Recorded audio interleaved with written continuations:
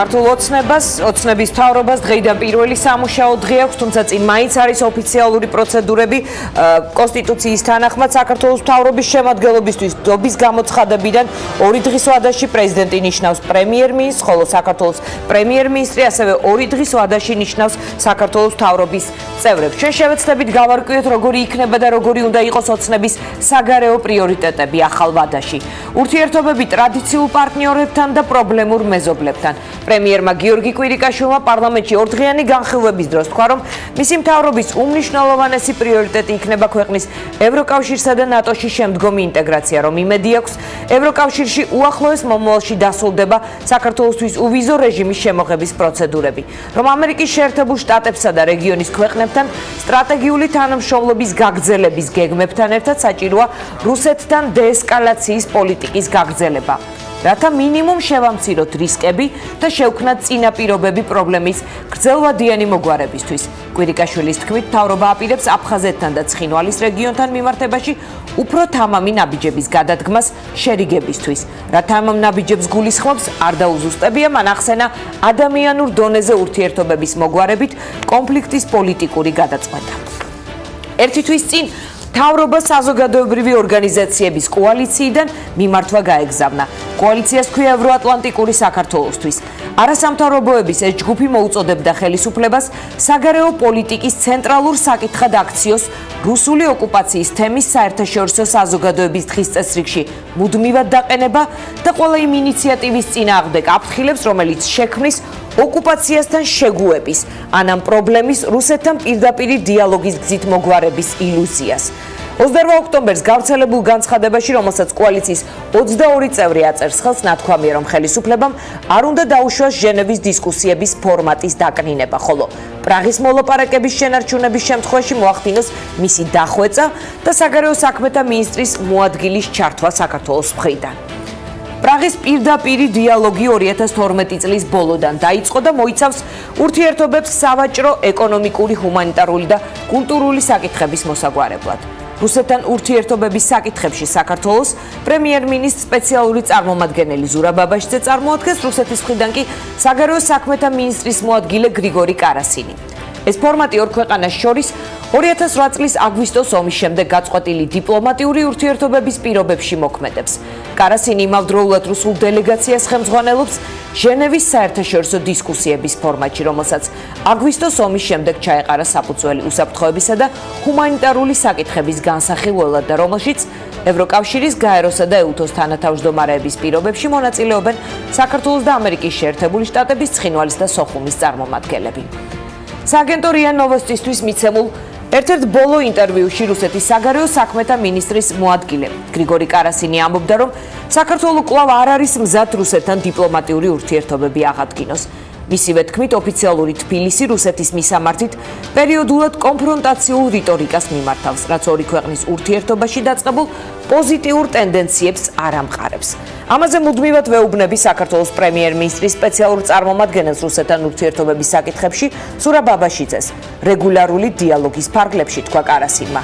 ისივე ცნობით, ამ ეტაპზე რუსეთის და საქართველოს პრეზიდენტების კონტაქტი დაგეგმილი არ არის. დიპლომატიური ურთიერთობების აღდგენის საკითხი არსად არ განიხილება, მაგრამ თუ კი მოხდება, ძალიან მნიშვნელოვანი თვისობრივი წინსვლა პროგრესი აფხაზეთის და ცხინვალის რეგიონთან დაკავშირებულ საკითხებზე რაღაც ეტაპზე ეს შეიძლება დადგეს დღის წესრიგში. ასე გამოეხმაურა პრემიერ-მინისტრის სპეციალური წარმომადგენელი რუსეთთან ურთიერთობის საკითხებში ზურაბ აბაშიძე გრიგორი კარასინის განცხადებას. სწორედ ზურაბ აბაშიძეა ჩვენი პირველი სტუმარი და ჩვენ მასთან ვსაუბრობთ, როგორი უნდა იყოს ურთიერთობები რუსეთის ფედერაციასთან პირველ რიგში და ზოგადად ახალი ვადის ათვლის დროს როგორი საერთაშორისო პრიორიტეტები უნდა გქონდეს ხელისუფლებას. ბატონ ზურაბ, მოგესალმებით, დიდი მადლობა რომ ხართ ჩვენი სტუმარი, ბარემ პირველ შეკითხვას დაგისვამთ, რა შეიძლება მოხდეს, რის სანაცვლოდაც შესაძლოა დადგეს დღის წესრიგში რუსეთთან დიპლომატიური ურთიერთობების აღდგენის საკითხი. თქვენ უკვე აღნიშნეთ, გაეცით ამას პასუხი ამ ვითარებაში, როდესაც დარღვეულია ჩვენი ტერიტორიული მთლიანობა, როდესაც რუსეთი არ ასრულებს თავის ვალდებულებებს, კერძოდ 2008 წელს აღებულ ვალდებულებებს, როდესაც უხეშად ირღვევა ჩვენი სუვერენიტეტის პრინციპი, საერთაშორისო სამართალი და ასე შემდეგ, ამ ვითარებაში, რა თქმა უნდა, დიპლომატიური ურთიერთობების აღდგენაზე ვერანაირად ვერ ვისაუბრეთ. მაგრამ ჩვენ ყოველთვის ხავს უსვამთ იმას, რომ თუ კი მოხდება ძალიან სერიოზული პროგრესი, აი როგორც თქვენ ბრძანეთ, აი ამ კონფლიქტური საკითხების დარეგულირების კუთხით, რაღაც ეტაპზე, აი რა შეიძლება იყოს ეს პროგრესი, ბატონ ზურაბ? ის წესრიგში. ისრეხლამის დაკონკრეტება რთულია, მაგრამ ზოგადად ჩვენ კონფლიქტების მოგვარებაზე ვსაუბრობთ. ეხლა ეს ვითარება გაყინულია, არანაირი პროგრესი არ არის. პირიქით ადგილი აქვს ისეთ პროცესებს, რაც ჩვენ მეტად გვახელვებს და ზოგადად საერთაშორისო თანამეგობრობასაც, ამიტომ ვერანაირ პროგრესზე ვერ ვსაუბრობთ. მაგრამ თუ კი მოხდება ისე, რომ დაიწყება ძალიან სერიოზული განსჯა, მოგვარება ეტაპობრივი საკითხებისა, ამისათვის არსებობს ჟენევის საერთაშორისო კონსულტაციების ფორმატი, იქ უნდა მოხდეს ეს უპირველეს ყოვლისა, თუ ძალიან სერიოზულად წავალთ წინ, მოხდება რაღაც სერიოზული გარღვევები. შეიძლება რაღაც ეტაპზე ეს თემა, ეს საკითხი დადგეს წესრიგში, ანუ ჩვენ კონფლიქტის მოგვარების ბოლოს რომ ეხლა ჩვენ ამ ჩვენ ამ თემას არ განვიხილავთ, ყოველთვის ტოვებთ რაღაც ასე ვთქვათ პერსპექტივას, რაღაც საშუალებას იმისათვის, რათა რუსეთის მხარემ გადახედოს არსებულ ვითარებას, გამოიშინოს პოლიტიკური ნება და ჩვენი დასავლელი პარტნიორების დახმარებით, საერთაშორისო ორგანიზაციების ჩართულობით დავიწყოთ წინსვლა პრობლემების მოგვარების თვალსაზრისით. აი კონფლიქტი რომ მოგვარდეს, წინსვლა რომ იყოს, ამისთვის საჭიროა საუბარი, დიალოგი, ურთიერთობა. ამ რესურსს თქვენ ხედავთ ჟენევის ფორმატის ფარგლებში, რომ რაღაც ისეთი მოხდეს, რამაც შეიძლება შემდგომში დიპლომატიური ურთიერთობის აღდგენის საკითხი დასვას, თუ არის ასევე პირდაპირ დიალოგზე საუბარი. არა თქვენი და კარასინის მონაწილეობით, არამედ სხვა პირების მონაწილეობით, შესაძლოა ესენი იყვნენ ან მინისტრები საგარეო საქმეთა, ან პრემიერი და პრეზიდენტი რუსეთის ფედერაციის, ან პრეზიდენტი და პრეზიდენტი რუსეთის ფედერაციის.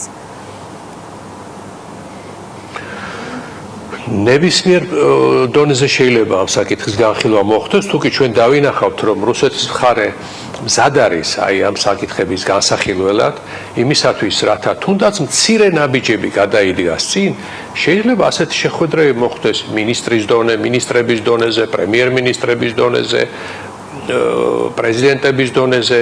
ჩვენ ამას სულ ვამბობთ, რომ ჩვენი მხარე აუცილებლადაც მიიჩნევს ასეთი შეხვედრების ჩატარებას იმ შემთხვევაში, თუ კი იქნება გარანტია იმისა, რომ ყველაზე რთული საკითხების განხილვა მოხდება ასეთ შეხვედრებზე და იქნება ასე ვთქვათ, თუნდაც რაღაც მცირე პროგრესი.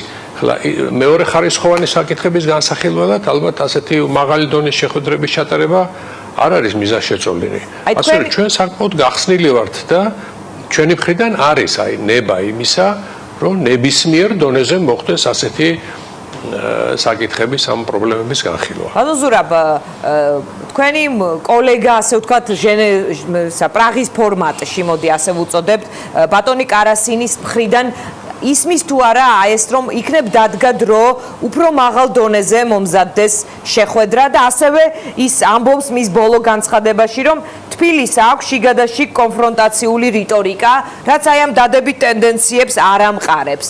რა დადებითი ტენდენციაა რუსეთის მხრიდან და რა კონფრონტაციულ რიტორიკაზე მიანიშნებს? ანუ იყო საყვედური რომელიმე მინისტრის ან ხელისუფლების მაღალი ხელმძღვანელი პირის მხრიდან გაკეთებულ განცხადებებზე? ახლა ჩვენ სალცახად ვაცხადებთ, რომ ჩვენთვის ყოველდღე მიუღებელია ის ეგრეთ წოდებული ახალი რეალობა სამხრეთ კავკასიაში. ხედველობაში გვაქვს აფხაზეთისა და ცხინვალის რეგიონის დამოუკიდებელ სახელმწიფოებად აღიარება, რასაც რუსეთი გამუდმებით ცდილობს რომ შეგვაგუოს. აი ჩვენ სულ ვამბობთ რომ ამას ჩვენ არავითარ შემთხვევაში გამორიცხული ამას ჩვენ არ შევეგუებით, ვერ შევეგუებით და ბუნებრივია გავაგრძელებთ კრიტიკას რუსეთის დესტრუქციული პოლიტიკისა. ორმხრივ რეჟიმში, ჟენევაში, საერთაშორისო ფორუმებზე, სადაც კი ამის აუცილებლობას დავინახავთ და ჩავთვლით. ამიტომ მათ არ უნდა ქონდეთ ილუზია, რომ რახან დავიწყეთ ვაჭრობა, რახან გაიხსნა ტურიზმი, ბევრი ტურისტი ჩამოდის საქართველოში, რახან აი ამ პრაქტიკულ სფეროებში მოძრაობა დაიწყო, რომ ჩვენ თვალს დავხუჭავთ იმ ვითარებაზე, რაც არის ამ ჩვენს რეგიონებში და ამ ახალ რეალობას შევეგუებით. ჩვენ არავისთვის პირობა არ მიგვიცია, რომ შევამცირებთ კრიტიკას, რომ ყველაფერი კარგად არის, რომ სიტუაციას ნორმალურად ვთვლით. პირიქით, ჩვენ სულ ხალხს უსვამთ, რომ რაღაც ნაბიჯები გადაიდგავთ, გამთ, რაც ნორმალურია, რომ გაიხსნა რუსეთის ბაზარი ჩვენი ექსპორტისათვის, რომ სატრანსპორტო კომუნიკაციები აღდგა, რომ ჰუმანიტარული გარკვეული პრობლემები გვარდება, მაგრამ მთავარი ცენტრალური საკითხების მოგვარება არ ხდება, იქ ძალიან მძიმე რთული ვითარება და ამიტომ ჩვენს პოზიციას არანაირად არ შევცვლით, ჩვენ ბუნებრივია გავაგრძელებთ კრიტიკას, ძალიან მწვავე კრიტიკასაც თუ კი ეს საჭირო იქნება და სადაც ეს საჭირო იქნება და ამას ჩვენ გავაკეთებთ მანამ სანამ რაღაც ცვლილებები არ იქნება ახალი ვადის პირობებში, როდესაც ოცნება, ქართული ოცნება, ხელისუფლება არის არა რამდენიმე პარტიისგან შემდგარი კოალიცია, სადაც საგარეო თემატიკასთან დაკავშირებით, მაგალითად ზოგი უფრო ხისტი იყო, ზოგი ნაკლებად, მოკლედ იყო იქ მრავალფეროვნება მაინც პოზიციების, თუმცა გასაგებია საერთო ღირებულებები დეკლარირებული რა იყო ოცნების. დღეს ქართული ოცნება ერთპარტიული ხელისუფლებაა, მომდევნო 4 წლის ვადის ათვლა დაიწყო.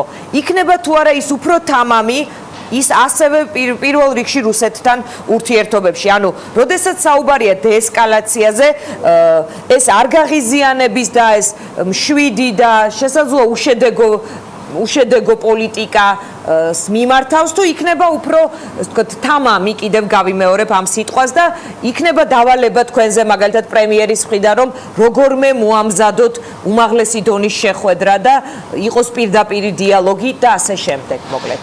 სხვა ტიპის პოლიტიკა იქნება. მე მგონი პრემიერ-მინისტრმა ძალიან კარგად ჩამოაყალიბა, როდესაც იგი საგარეო პოლიტიკურ პრიორიტეტებზე საუბრობდა პარლამენტში, მან თქვა, რომ ჩვენ შეიძლება მოგვიწიოს არაორდინალური გაბედული ნაბიჯების გადადგმა განსაკუთრებით აი აფხაზებთან და სამხრეთ ოსეთ-ცხინვალის რეგიონთან მიმართებაში, იქ ცხოვრებ მოსახლეობასთან მიმართებაში. აქ მეტი ფანტაზია იქნება ალბათ საჭირო და ვისაც შეიძლება რაღაცა რჩევა მოგვცეს, მათ შორის ოპონენტებსაც ჩვენ რა თქმა უნდა გავესაუბრებით, გვაქვს ყოველთვის სურვილი რომ მოვისმინოთ რაღაც საინტერესო საქმიანი წინადადება. ეხლა რაც შეიძლება რუსეთთან ურთიერთობებს თუ კი ჩვენ შევნიშნავთ და დავინახავთ, რომ მათი მხრიდან რაღაცა იცვლება, არის თუნდაც მცირე მზაობა, თუნდაც აი მეორე ხარისხოვანი საკითხების განხილვისა, აი ამ მთავარ თემებთან დაკავშირებით, ჩვენ მზად ვიქნებით იმისათვის, რათა გადავდგათ შესაბამისი ნაბიჯები. კონკრეტული რაღაცის დასახელება ჯერ მიჭირს, იმიტომ ასეთი შეხვედრები არ მზადდება, ახლა არ მიმდინარეობს მუშაობა ამისათვის, მაგრამ ვიმეორებ, რომ ჩვენი მხრიდან იქნება მე დარწმუნებული ვარ საკმაოდ ისეთი ინიციატივიანი მიდგომა და საგარეო პოლიტიკა. რა თქმა უნდა, ამაში ჩვენ დაგვჭირდება ჩვენი დასავლელი პარტნიორების მტკიცე მხარდაჭერა, საერთაშორისო ორგანიზაციების მხარდაჭერა და უნდა ვიქონიოთ იმედი, რომ ეს ასეც იქნება. ანუ მომდევნო 4 წლის ვადაში ჩვენ შეგვიძლია წარმოვიდგინოთ კადრი ასეთი, გიორგი კვირიკაშვილი და ვლადიმერ პუტინი ხელს ართმევენ ერთმანეთს, ან გიორგი მარგველაშვილი და ვლადიმერ პუტინი. ვიცით რა, ვიმეორებ მე ახლა არაფრის გამორიცხვა ალბათ არ შეიძლება, არაფრის მტკიცება არ შეიძლება, ჯერჯერობით ეს რაღაც ვარაუდის დონეზე შეიძლება წარმოვიდგინოთ, თუ კი რუსეთის მხრიდან იქნება მზაობა, რომ ასეთ შეხვედრებზე მოხდეს ყველაზე მტკივნეული, ყველაზე პრობლემური საკითხების განხილვა, ფიქრობ, რომ ასეთი შეხვედრების ჩატარება მიზანშეწონილი იქნება. ну დაგვანახებს ახლა ბევრი რამ იცვლება სოფლიოში ზოგადად დიდი სურათი ბევრ რამეს განსაზღვრავს მათ შორის ვითარებაც საქართველოში ჩვენს რეგიონში ჩვენს ირგვლივ მომავალი წელი ამ თვალსაზრისით საკმაოდ ისეთი არასტანდარტული იქნება მეფხედველობაში მაქვს ის პროცესები რაც მიმდინარეობს ევროპაში ევროკავშირში ამერიკის შეერთებულ შტატებში ის ცვლილებები რაც იქნება ბუნებრივია ეს ყველაფერი გავლენას იქონიებს ჩვენზე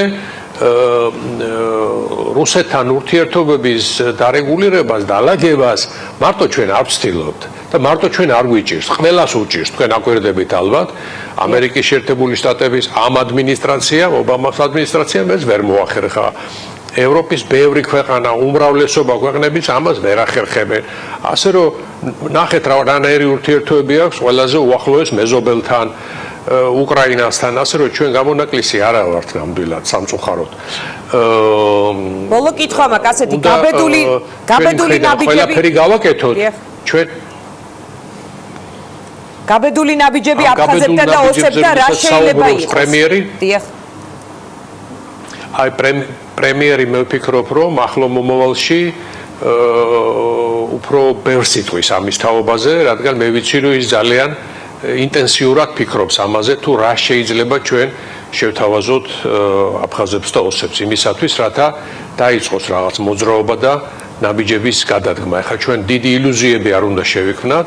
ილუზიები ძალიან ცუდი საქმეა სხვათა შორის გადაჭარბებული ილუზიები პოლიტიკაში რაციონალურად პრაგმატულად უნდა შევხედოთ რთულ ვითარებას და უნდა ვიქონიოთ იმედი რომ აი ასეთი მიდგომა შედეგებს მოგცემს. მე შემიძლია გაგიმეოროთ რომ პრემიერ-მინისტრი ძალიან ინტენსიურად ფიქრობს ამ საკითხებზე. გასაგებია. დიდი მადლობა ზურაბ აბაშიძეს, πρემიერის წარმომადგენელია ის რუსეთთან ურთიერთობის საკითხებში და დროდადრო პრაღაში ხდება ხოლმე რუსეთის საგარეო საქმეთა მინისტრის პირველ მოადგილეს გრიგორი კარასის. ჩვენი შემდეგი სტუმარია სერგი კაპანაძე, ის ნაციონალურ მოძრაობას წარმოადგენს წინა ხელისუფლების პირობებში საგარეო საქმეთა სამინისტროში მუშაობდა და ამ მხრივ მასაც აქვს დიდი გამოცდილება. ბატონ სერგი, თქვენ შეგიძლიათ წარმოიდგინოთ გაბედული ნაბიჯები, რა შეიძლება იყოს პირველ რიგში აფხაზებთან და ოსებთან მიმართებაში, რომელზეც საუბრობდა პრემიერი და თქვენ როგორ ხედავთ, უფრო თამამი იქნება თუ არა მეორე ვადის პირობებში პირველ რიგში შიდა კონფლიქტების მოგვარებაში საქართველოს ხელისუფლება და შემდეგ ვისაუბროთ საერთაშორისო პოლიტიკაზე. მოგესალმებით, რა თქმა უნდა, მეორე რამის გაკეთება შეიძლება ცხინვალთან და აფხაზეთთან დაკავშირებით, განსაკუთრებით ისეთ თემებზე, რომელიც ეხება იქ არსებული ცხოვრები, ჩვენი თანამოქალაქეების ჩართულობას, დეოკუპაციის პროცესს.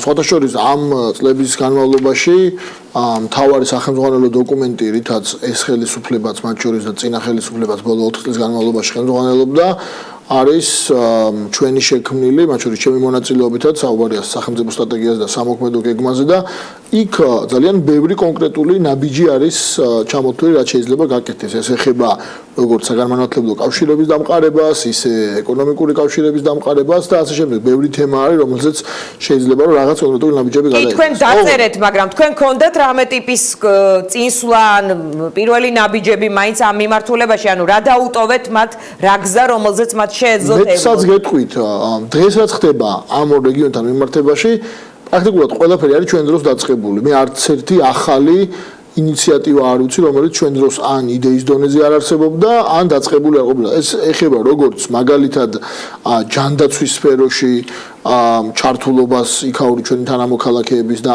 რომლებიც აქ ჩამოდიან და გადიან სხვადასხვა ტიპის პროცედურებს, ხო აქ მკურნალობენ. ეს ეხება მაგალითად ეკონომიკურ კავშირებს. ეს ყველაფერი არის ჩვენ დროს ან დაწყებული, ან იდეის დონეზე დამუშავებული.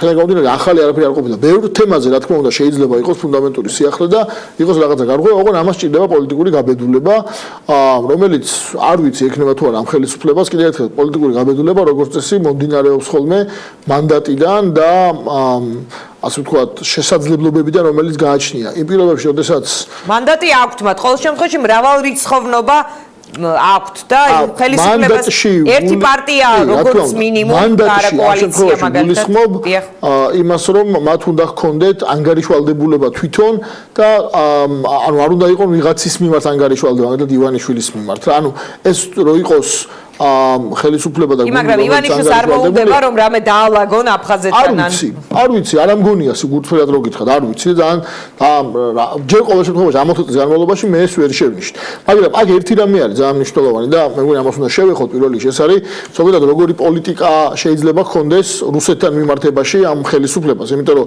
ცხინვალთან და აფხაზეთთან დაკავშირებული ნებისმიერი ნაბიჯი ეს შეიძლება იყოს ადამიანური ურთიერთობების დონეზე და არა უფრო დიდი და არა უფრო არის ალბათ რუსეთთან ურთიერთობა ხო უნებრივია ჩემი აზრით ყველაზე დიდი შეცდომა რომელიც ამ ხელისუფლებამ დაუშვა ჯერ კიდე მანამ სანამ გაიმარჯვებდნენ 2012 წლის არჩევნებში ეს იყო როგორ მოახდინეს დემონსტრირება და პოზიციონირება თავიანთი ასე ვთქვათ თავის, როდესაც მათ თქვეს რომ ეს არის რაღაც ლოკალური კონფლიქტი და არა საერთაშორისო კონფლიქტი, ჩვენ უნდა აფხაზეთი და სამხრეთ-ოსეთი ვაღიაროთ კონფლიქტის მხარეებად, მათთან გქონდეს თავარი მოლაპარაკებები, ანუ ფუნდამენტური ფილოსოფიური განსხვავება არის მიდგომაში, ჩემი აზრით ფუნდამენტურად არასწორი არის ეს. მე გარკვეულწილად შეიცვალეს ეს დამოკიდებულება მიუხედავად იმისა, რომ ბატონი ზაქარიაშვილი თავის აზრზე დარჩა მე მგონი ბოლომდე და რამდენიმე წარმომადგენელი მათ შორის ქართული ოცნების, მაგრამ ასე თუ ისე ტრანსფორმირება ამ თავდაპირველმა ფუნდამენტურად არასწორმა პოზიციამ განიცადა. მაგრამ ახლაც ნებისმიერ შემთხვევაში რაც არ უნდა მოხდეს ცხინვალთან და აფხაზეთთან მიმართებაში აუცილებლად არის გასათვალისწინებელი რუსეთის კომპონენტი და ჩვენი დამოკიდებულება რუსეთის მიმართ. სერგი, როგორი ურთიერთობა უნდა გქონდეს საქართველოს ხელისუფლებას რუსეთთან? თქვენ ხშირად საყვედურობთ საქართველოს რომ ოკუპაციის თემა არ არის წინ წამოწეული საერთაშორისო ურთიერთობებში და მოკლედ დღის წესრიგის მთავარი თემა არ არის. ის რომ საქართველოს იყოს მუდმივად წინააღმდეგობის საგანი ეს რა შეცვლის საქართველოსთვის? ეს რამე ტიპის პროგრესს მოიტანს თუ არა? დღეს მე შევეცდები ასე ვთქვათ, ძალიან კონკრეტულად კომპლექსების გარეშე ვთქვათ, გასაუბროთ თქვენს ამ თემაზე. იქნებოდა თუ არა კარგი მაგალითად პირდაპირი დიალოგი რუსეთის ხელისუფლების წარმომადგენლებთან, მაგალითად მიხეილ სააკაშვილი ცოტა ხნის წინ ამბობდა, რომ აი არ ხვდებაო ვლადიმერ პუტინიო, ჩვენ უფრო მეტ პატივს გვცემდა, ვიდრე მათ ამ თავის ხელის ბიჭებსო. ანუ რაღაც რომ არ მინდა ახლა სააკაშვილის განცხადებებზე კომენტარი გთხოვოთ, მაგრამ ანუ რა იქნებოდა სწორი, თამამი, ვთქვათ, გზა რუსეთთან ურთიერთობის დალაგებაში? ეს ჟენევის ფორმატი, პრაღის ფორმატი თუ უფრო სხვა ტიპის პირდაპირი დიალოგის მცდელობა? კარგი, შევეცდები რომ უკომპლექსოდ ვილაპარაკო, არა მგონი აქამდე მქონოდა ეს პრობლემა, მაგრამ ეხლა განსაკუთრებით შევეცდები ვიყო ღია. რამდენიმე ნაწილისგან შედგება, მოკლედ რუსეთთან ურთიერთობა ჩემი ღრმა რწმენით.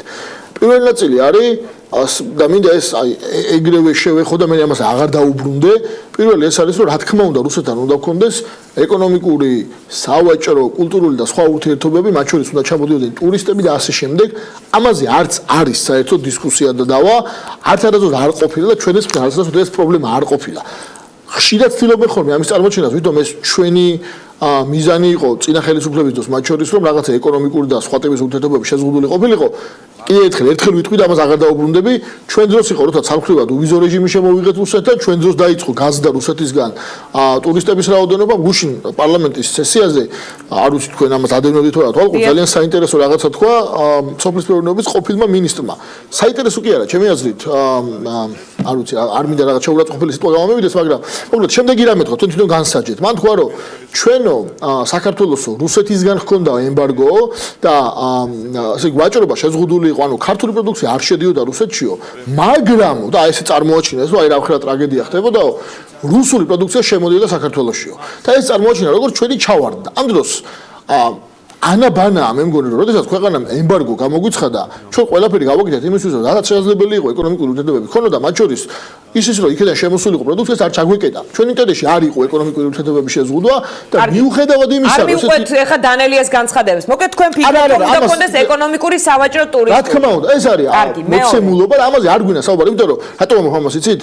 აი ბოლო წლების განმავლობაში ისე აქვს წარმოჩენილი ხელისუფლებას, რომ ვითომ აი აქ რო აქვს რაღაც წარმატებები, ეს არის ფუნდამენტური გარღვევა. არც არასდროს არ ყოფილა ეს პრობლემა, ჩვენ დროს შევიდა მსოფლიო სავაჭრო ორგანიზაციაში სხვა თუ არაფერი. მაგრამ ამას თავი დავანახე, გადავიდეთ თავარ ნაწილზე.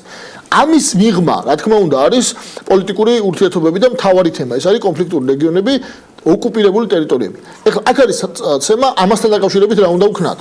პირველი რაც უნდა ვქნათ, ჩემი ღრმარწმენით არის ის, რომ ეს საკითხი ყოველთვის უნდა იყოს დღის წესრიგში. ხლა ეს არ არის უბრალოდ რაღაც სიტყვები, რომ აი გაცვეთილი ფორმაში და დღის წესრიგში ყოფნა. დღის წესრიგში ყოფნა ნიშნავს იმას, რომ როცა ამერიკის ან ევროკავშირის წარმომადგენლები ხვდებიან მაღალი დონის ვიზიტების დროს, მათ შორის რუსეთის წარმომადგენლებს, ჩვენზე უნდა ლაპარაკობდნენ და არ ლაპარაკობენ. ეს არის მოცემულობა, ფაქტია, რაც არ უნდა იძახონ ახლა. ჩვენზე მუდმივი საუბარი, როგორც წინააღმდეგობის თემაზე.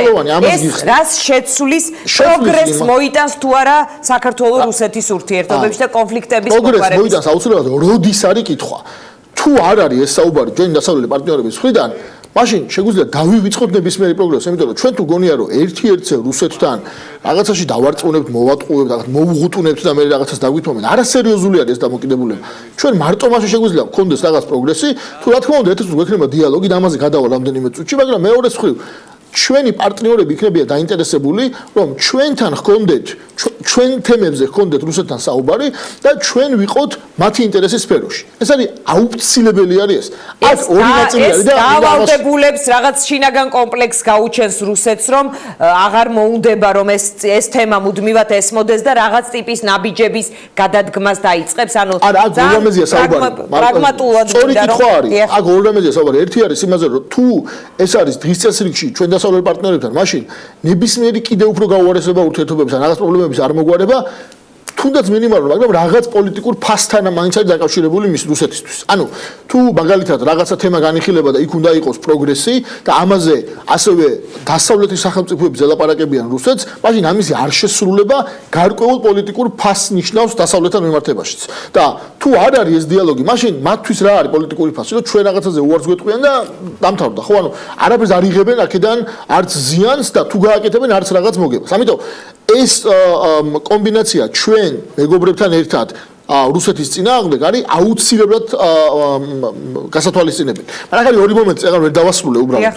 რას ნიშნავს რუსეთის წესრიგში ყოფნა? ეს არ ნიშნავს მარტო ასე ვთქვათ, მართლა დღის წესრიგში, ასე აჯენდაში ყოფნას, ხო? აქ ორი კომპონენტია, რაც მნიშვნელოვანია. პირველი არის პირადი ურთიერთობები ჩვენი პოლიტიკური ლიდერების, მათ შორის უმაღლესი დიპლომატების, პრემიერ-მინისტრის და სხვისი წამყვანი ევროპული სახელმწიფოების და ამერიკის შეერთებული შტატების ლიდერებთან, რათა ეს პიროვნული ურთიერთობები გადაიზარდოს მე ამ დღის წესრიგში ასახვაში. და ჩვენ ერთ-ერთი გაზეთს ვაკრიტიკებთ ამ ხელისუფლებას არის ის, რომ აი მაგალითად ტრამპის გუნდთან საერთოდ შეხება არ ქონიათ ამ ბოლო თვეების განმავლობაში, მიუხედავად იმისა, რომ ორი ლიდერი რომ იყო და ორი კანდიდატი რომ იბრძოდა ამერიკის საპრეზიდენტო არჩევნებში, რამდენიმე თვეა უკვე ცნობილია, ხო? ანუ ეს ნაწილი არის ჩავარდელი. ჩვენი ზოგადად ამერიკაში ჩვენი ურთიერთობები და ამერიკაში ჩვენი დიპლომატია სამწუხაროდ არის ჩავარდნილი. იცით თქვენ როგორი ელჩი ყავდა აქამდე, იცით თქვენ როგორი ტიპის ასე ვიტყვი რომ დაბალი ურთიერთობები იყო ესეთი პირად კონტექსტში, ანუ პირადი ტიპის ურთიერთობა. ეს არის ერთი ნაწილი.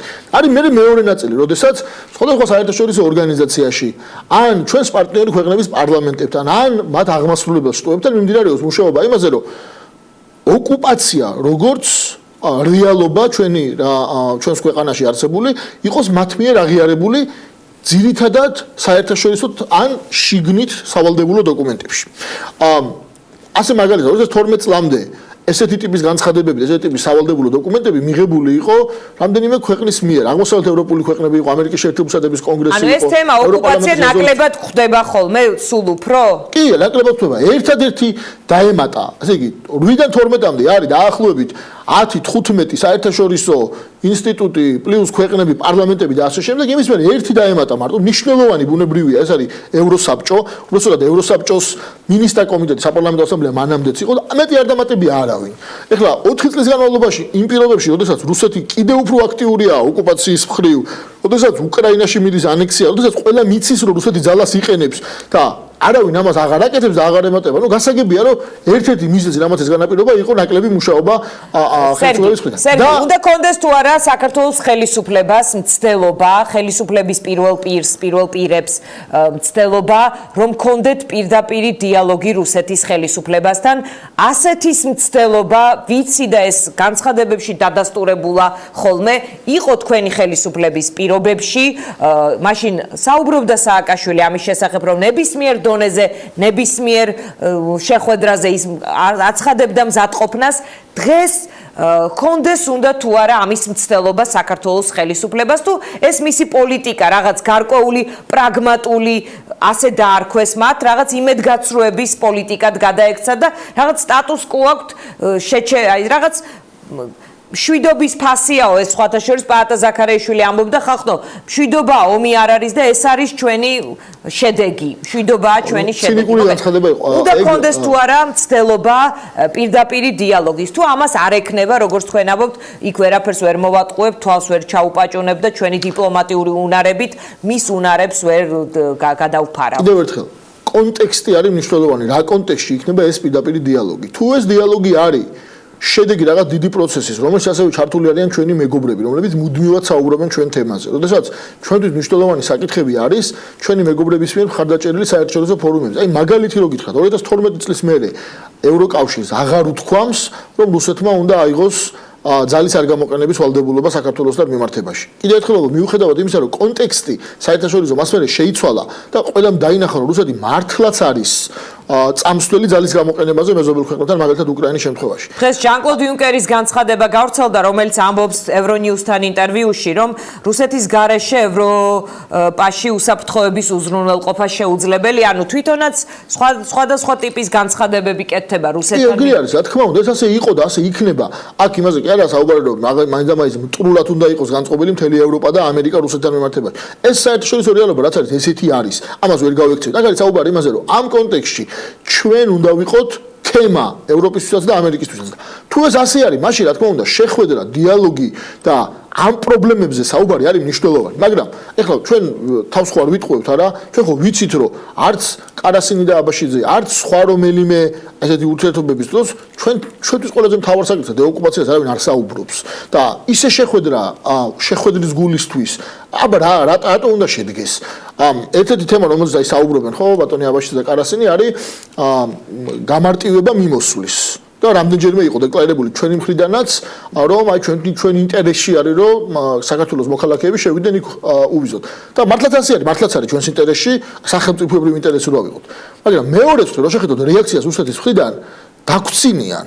თქვენ ბოლო განცხადება საგარეო საქმეთა სამინისტროს რუსეთის თუ ნახეთ, იქ ეწერა რომ კიო ამაზე მუშაობთო და ეხლა განვიხილავთო ქართველი პილოტებიო, რომლებიც მუდმივად აფრინავენ, ხო, რომ მათთვის გავამარტივოთ შესვლაო და აი ვიზები არ იყოს მათთვის პრობლემა. ანუ საქმე იმაშია რომ ჩვენ თავარ პრობლემებზე დღეს არ ვლაპარაკობთ. ამიტომ შეხვედრა, როდესაც თავარ პრობლემებზე საუბარი არ მიდის და მომზადება არ მიდის, ჩემი აზრით არის აბა რა ქვია იმ პოლიტიკას დღეს რომელიც აქვს საქართველოს რუსეთთან მიმართებაში, რომელსაც თავად დეესკალაციის პოლიტიკას უწოდებენ თქვენი აზრით, როგორ შეიძლება ის დასათაურდეს? მე არ ამგონია რომ ჩვენ ამ წუთში გვაქვს რაიმე ტიპის რაციონალური პოლიტიკა რუსეთთან მიმართებაში, ის რომ რიტორიკა შემცირდა და აღარ არის მტრული განცხადებები და აღარ არის რაღაცა დამძაბველი განცხადებები პოლიტიკოსების მხრიდან, ეს კარგია. მე ამას მივესალმები გულწრფელად გეუბნებით და არ მიმაჩნია სწორად, რომ მაგალითად რომელიღაც პოლიტიკოსი გამოდის და სუდად საუბრობს ღიად შეურაცხყოფლად, ეს არ არის ჩემი აზრით დიპლომატია. მაგრამ ერთი რამე არის, სადაც განსაკუთრებული ჩავარდნა აქვს დღევანდელ ხელისუფლებას და ამაზე ცდილობენ ხოლმე რომ არ ისაუბრონ, მაგრამ მე უკვე როგორც პოლიტიკაში მყოფი ადამიანი ყველაფერს ვიზა მაწის და აქამდე ვცდილობდი, რომ ეს თემა არ იყოს შეუმჩნეველი. ეს არის ისეთ ფორუმებზე, სადაც ჩვენ შეგვიძლია რუსეთს ვაჯობოთ. გამოვიყენოთ ჩვენს ხელთ არსებული ყველა ბერკეტი და იქ მოვახდინოთ რუსეთის ჭყალებში დამარცხება. ესეთი ფორუმები რამდენიმე არის. მაგალითად, ესეთი ფორუმები, აი კონკრეტული მაგალითები მინდა მოგიყვანოთ რა. ევროპის ადამიანის უფლებების სასამართლო, რომელსაც გამოიტანა გადაწყვეტილება, გახსოვთ თქვენ, რომ საქართველოს მოქალაქეები იყო დეპორტირებული რუსეთის მხრიდან რამდენიმე 10 წლის წინ დაახლოებით, ხო? ეხლა გამოიტანა გადაწყვეტილება და თქვა, რომ უნდა კომპენსაცია მოხდეს აი ამ დეპორტირებული ადამიანებს. და ჩვენ და იუსტიციის სამინისტრო მოახერხა იმდენი რომ რამდენიმე აი ბოლო ვადა მოცემული დედლაინი გამოტოვა და ეხლა საფრთხის წინაშე არის ამ ადამიანების მიმართ კომპენსაცია. მეორე მაგალითი. აქ თვალსაჩინო თქვენს ეთერში რამდენჯერმე მისაუბრია მართლმსაჯულების სასამართლომ მიიღო გადაწყვეტილება რომ არ განიხილოს შინაარსობრივად ჩვენი დავა რუსეთისთან, რომელიც ეხება დევნილების დაბრუნებას და ეთნიკური წმენდის აღმოფხვრას და გითხრა რომ ორმხრივი დიალოგი აწარმოეთო რუსეთთანო რასობრივი დისკრიმინაციის აღმოფხვრას კონვენციის ფარგლებში და თუ ეს დიალოგი იქნება წარუმატებელი, მერე გვექნება შანსი რომ დავბრუნდეთ უკან. 4 წელი გავიდა და და დიალოგი არათუ არ გვიწარმოებია, არც დაგვიწყია. ჩვენი მხრიდან არ გადადგა. ანუ ჩვენ უნდა ვიყოთ ძალიან მკვეთრი, კაფიო, ოკუპაციაზე საუბრისას, ამ წინააღმდეგობის, თქვა დღის წესრიგში არა რეალურად ფურცელზე, არამედ საუბარშიც მუდმივად ფიგურირებდეს უნდა საქართველოს თემა და ამის პარალელურად შეიძლება ასევე პირდაპირ დიალოგზე. პირდაპირ დიალოგი პრობლემა არ არის, არასოდეს ჩვენ გქონდა პირდაპირ დიალოგი. პირდაპირ დიალოგი კარასიდან მეც გქონდა და ბოკერიას გქონდა, მანამდე ვაშაძეს გქონდა. ჟენევაში, ჟენევის მოლაპარაკებების დროს ცალკე იყო ჟენევის ფორმატი, მაგრამ იქვე გვერდზე ხდებოდით ხოლმე რამდენიმე საათი გვილაპარაკია სხვა თემებზე. ოღონდ რა თქმა უნდა, იქ როდესაც ხარ, მაშინ პლუსი ისაა, რომ შეგიძლია ელაპარაკო ოკუპირებულ ტერიტორიებზე ბმაში გქონდეს, იმიტომ რომ ერთ და იგივე ადამიანი ხარ, შენც და იქედანაც იგივე წარმომადგენელი არის. და ეს ფუფუნება აღარ აქვს დღეს. ანუ თქვენ პრაღის ფორმატი გქონდათ ჟენევაშივე. ხო, რა თქმა უნდა, ამას კი არ მალაგ ეს ღია იყო და ყველა მიცოდა რომ ამაზე ქონდა საუბარი. და კიდევ ერთხელ ბევრი თემა რომელზეც დღეს არის საუბარი ბატონ აბაშიძეს და კარასის შორის, მაშინ დაიწყო და ეხლა არ შევალ დეტალებში, მაგრამ ეს თემები რაღაც განგზობიდობა არსებობს ამაში. მაგრამ კიდევ ერთხელ ერთი თემა მინდა კიდე რა იგივე კონტექსტში რომ ვახსენო.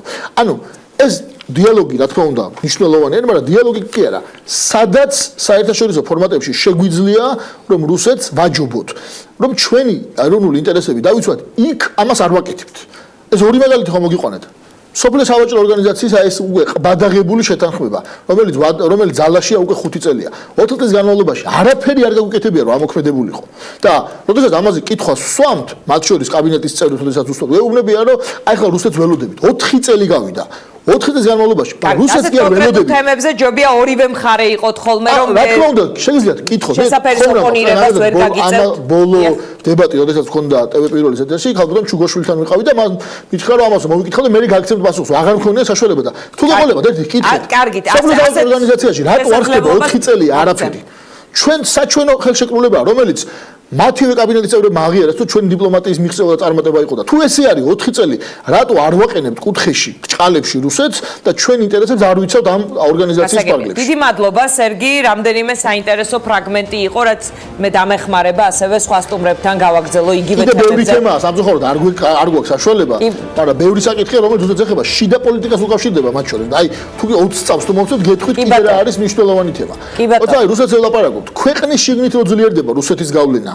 ეს არის მეორე პრობლემა. ახლა თქვენ წეგან ახსენეთ თქვენ წინა რესპონდენტთან საუბრის მერე დამჭერში დაბეჭდილება. მოკლედ, პარლამენტში მათ ამ წუთში ყავთ ორი ფრაქცია.